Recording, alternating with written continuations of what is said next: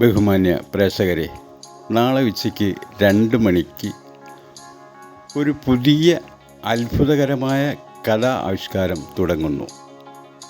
മൂക്കില്ല രാജ്യത്തെ ഭ്രാന്തൻ മുറിമൂക്കൻ രാജാവാകുന്നു.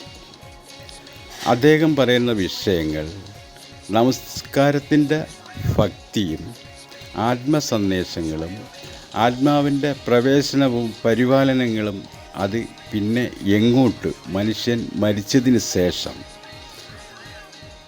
അതിൻ്റെ തുടക്കം മുതൽ ഒടുക്കം വരയ്ക്കും എത്രയോ കണ്ടൻറ്റുകളായിട്ട് ചിലപ്പോൾ മാസങ്ങൾ കൊണ്ടായിരിക്കാൻ തീരുക.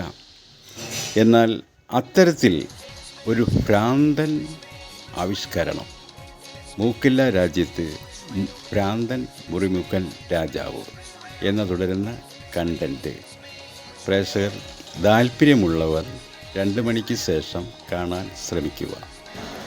അവതരണം കൊല്ലം നസീർ. നമസ്കാരം.